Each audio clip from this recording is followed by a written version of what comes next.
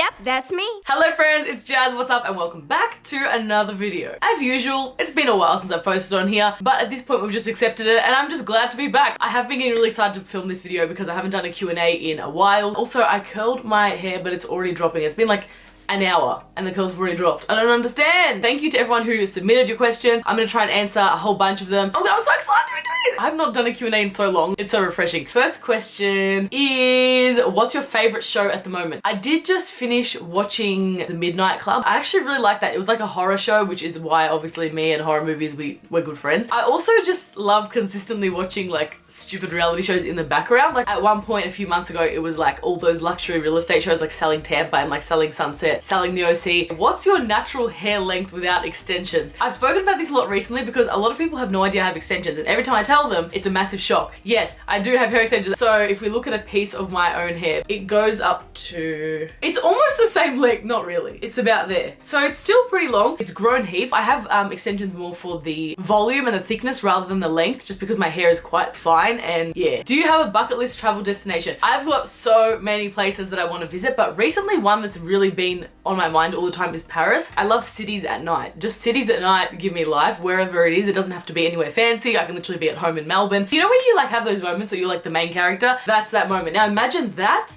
Let's move it to Paris. I feel like I'm a very like city person. I also really want to visit New York, and I know New York, it's not going to be the most touristy. I think it's kind of going to be like Melbourne the way I imagine it, but there's something that makes me also really want to visit New York. I want to go to Japan as well. I think Japan will be incredible. Yeah. Honestly, as many places as I can get to in my life, I will try my best to get there. Who did you get the Greek nationality of? So my mum is Greek and my dad is Sudanese. So yes, my Greek side of my ethnicity is from my mum. Are there going to be more episodes on your podcast? I've been meaning to talk about this and I did briefly talk about it on my stories. What's happening is, with All That Jazz, which was my Spotify original, it's still up on Spotify, you can still listen to it. There are 10 episodes. I was signed with Spotify for like a 10 episode season and I did all those episodes and it was so much fun, like best experience. I loved it. But now what I'm trying to do is transition into starting, obviously it's going to be a little bit different because of the fact that it's not that same podcast with the same team, but it's still going to be the same kind of feel because it's still me, it's still my podcast, same kind of vibe. There are certain things that I do want to switch up a little bit. I definitely want to continue and am planning at the moment to continue. I'm like kind of just working on how we're going to do this transition between season 1 and now season 2. So yes, the plan is to have more podcasts on the way. What is your skincare routine? You are glowing queen. Thank you, that's so nice. Okay, I'm not gonna lie to you. That photo that I posted right there definitely had the Paris filter because it's a terrible habit on Instagram, swiping across and using the Paris filter. Let's be completely honest here. If I try and go up close, obviously I have makeup on right now, but my skin has been a lot clearer recently. One thing is like consistently taking off my makeup and washing my face, because I feel like I used to be in a really bad habit of sometimes just being like, I'm too tired, let me just sleep with it, which is so bad. I used to just use makeup wipes and then chuck it out and that was it. I can't do that either. It's always like micellar water, completely take every last bit of makeup off and then go in with like a CeraVe cleanser. So I just kind of change it up, whatever cleanser I'm using. I'm not really that fussed, but as long as I cleanse my face really, really well so that my skin feels like completely clean, I like to use like a vitamin C serum, and then I always like to moisturize as well. Just being consistent with it, because I think that's the main thing. Rather than having like 50 billion steps in the routine, it's more about like washing your face, making sure that it's clean and doing that consistently. That's like number one. What was your favorite TV show as a kid during primary school? Okay, as a kid, so we didn't have Disney Channel at my house. I don't think we had Disney Channel, Nickelodeon. We didn't have like Foxtel, which is basically, if you're in Australia, that's where all of those shows were streamed. So my childhood was ABC3, which is now called ABC Me. There were a few shows that I loved, but I want to say my favorite show, and still is one of my favorites to this day, I can still watch it and have a laugh, is Mortified. If you guys know Mortified, you know. The humor never gets old. The main character, Taylor Fry, she's one of the funniest characters. Like the writers of this show are absolute geniuses because it's so relatable in the sense that like she's just your average kid from Australia. She's living the life that pretty much every other kid lives. She's going through the same issues that everyone goes through, but she has this personality that is just so out there, and she'll think of the funniest like situations and funniest ideas and always ends up causing trouble in some way. It's on Amazon Prime, well at least in Australia it is. As a kid I also used to love The Worst Witch. I loved The Saddle Club, Danny's House. Oh, Naturally Sadie, that was I'm 24 and I get so damn excited just thinking about these shows. This is why I create so much nostalgic content. Do you like Marvel? I'm gonna tell you guys the Marvel films I've seen. I have seen, and I know the people who are obsessed with Marvel are gonna be pissed at me, but I've seen the original Spider-Man movie. Wait, is it the original, the one with Tobey Maguire? Spider-Man Homecoming, Spider-Man No Way Home. I've watched Black Panther. Oh, I've watched Eternals. God, the lighting just got bright as heck. From the ones I have seen, I see why people are so invested. Cinematically incredible. Everything about them is like really well made. The storyline. For me, it's more like, say I'm having a movie night, my friend's like, do you want to watch The Avengers? My brain instantly goes, ugh, like it's so bad, but I just have this like automatic thing when it comes to like superhero movies that I'm not gonna like them. And I think it's because I didn't grow up on them, so I don't feel that way about, like, there's no type of connection with me and superheroes. But like I said, the ones I've watched, in terms of the storyline, I do enjoy them. I'm always down to like watch new things, learn new things. I'm not the type of person that will be like, oh my god, that sucks, why would you enjoy that? I love to learn more about what other people enjoy, and I like hearing about why they enjoy it, and especially when someone has like a niche, whether it's like music related or film related or TV related, that they're super obsessed with and really have like a passion for.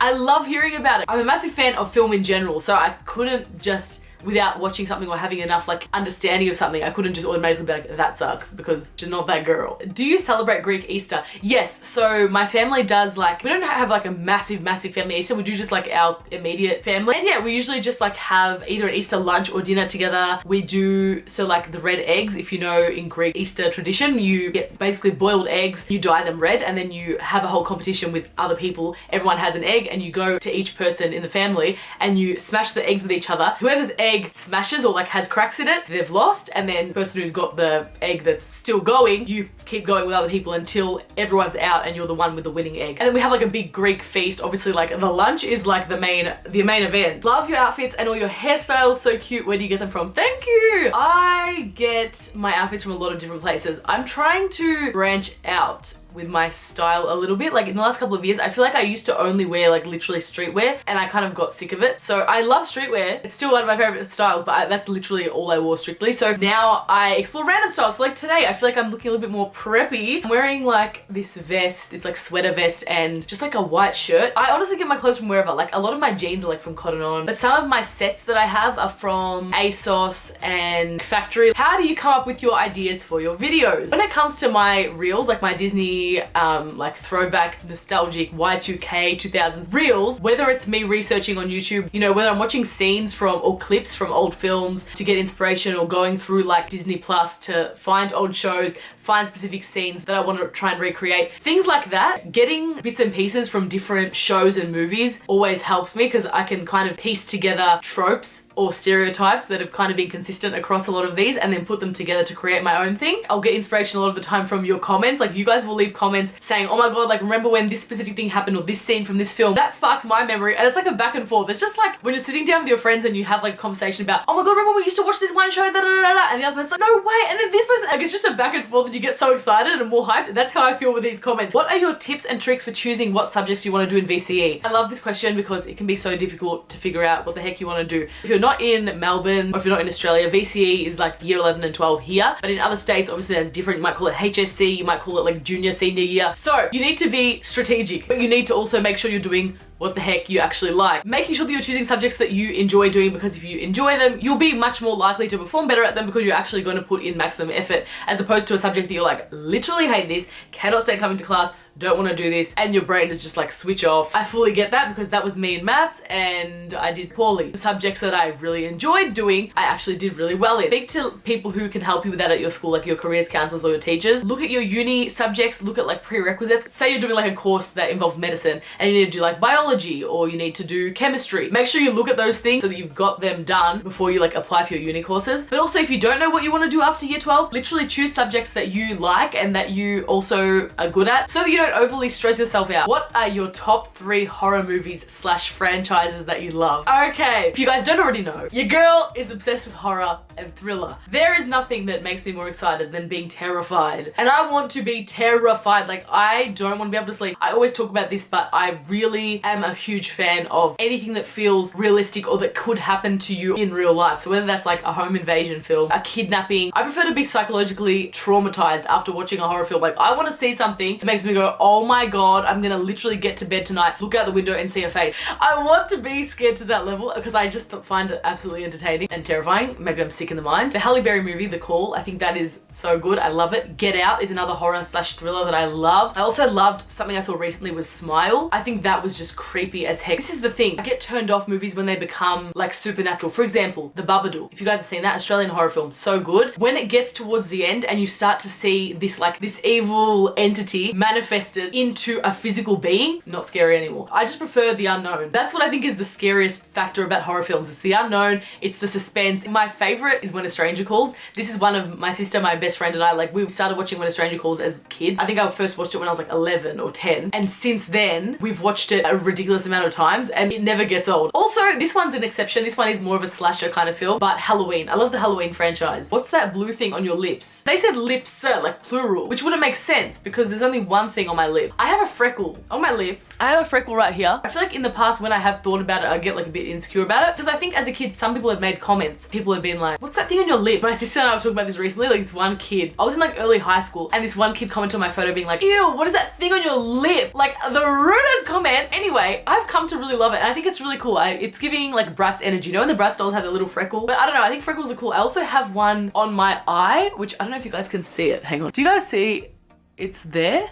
That little dot. Anyway, so I just think it's cool because they're unique and not many people have them. If everyone had one number or statistic over their head, what would you want it to be? I feel like there are so many different options of like things that you could have as your statistic, whether it's like how many years you have left to live or how old you are. I feel like a lot of them are just ineffective because it's like, okay, you have this number on your head and what about it? Like other people might then treat you differently. It might then cause like injustice and bias as if we don't have enough of that already in the world. But what I feel like would be better and actually beneficial would be for everyone to have like a ratio on the head. So the ratio would be how many positive versus negative comments someone has made to themselves. So like a representation of your own self-talk. Here's the reason why I think this ratio would be cool. When you approach anyone or have any kind of interaction with anyone on a day-to-day basis, if you had an idea of how many positive versus negative things this person has said to themselves in that day, you'd have a better understanding of why this person acts the way they do. If they're being a horrible person to you and you're in the supermarket and you like, you know, you start having an argument with them or whatever, and you wonder like, what's wrong with this person? Like, why are they so bitter? You look at the ratio on their head and you're like, in this day so far, this person has had like 100 negative things to say about themselves versus 3 positive. It gives you that empathy, I think, because you get to understand why someone treats you the way they do. So if you could actually see that on someone else, you're obviously then better equipped to help them and be like, this is a massive reason as to why you might be behaving the way you do. So I think that would be really cool. But I really like that question. Let me know what you guys would answer that with. Funniest Disney memory. Oh my god, my funniest like memories from Disney shows, anything related to That's So Raven, because that is, you guys probably know, That's So Raven is literally my life.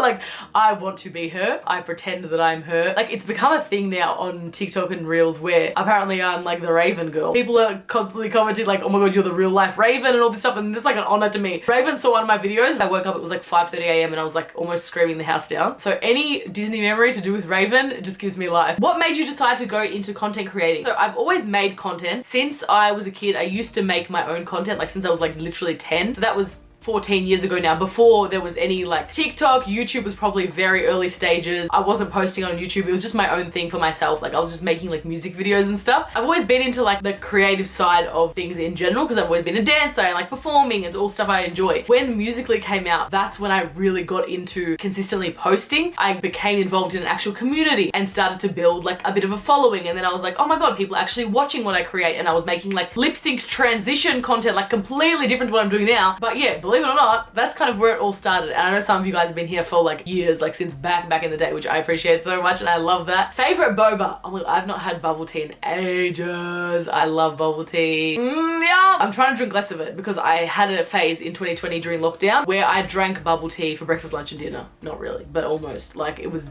getting out of control. So yes, I've definitely cut down a lot on the bubble tea. My favorite bubble tea is like literally Eddie milk tea. I love just the basic like pearl milk tea. I love like taro milk tea is really nice. Oh, I love like Earl Grey milk tea, Assam milk tea. Give me all the milk teas and I'm happy. Something I've been loving like over the last couple of years more so is like the thick cream foam on top. It's like salty mixed with the sweetness of the pearls and the tea itself. Then the Oreo crumb. Sprinkle some Oreo crumb on top. I can't. I know, it's giving heart attack waiting to happen, but it is delicious. The next question is, what is your favorite part of being an influencer? I think for me, the main thing I love about this job as like a content creator would be the fact that I get to be my own like boss, I guess, and get to dictate what I do each day based on how I feel creatively or whatever it is that I'm feeling passionate about, which means that I'm then being able to put things out that I can feel proud of and really enjoy making, and then being able to then from that build like a community around that and have this family of people who also really enjoy the same kind of things. If you've gotten up to this point in the video and you've listened to me talking for this long, don't know how you do it, but props to you. Thank you so much for watching. If you guys have got any videos you want to see me do next, definitely leave them in the comments. I hope you guys all have an amazing day or night, and I will see you all in the next video. Bye! Down, yeah. I've been feeling so down.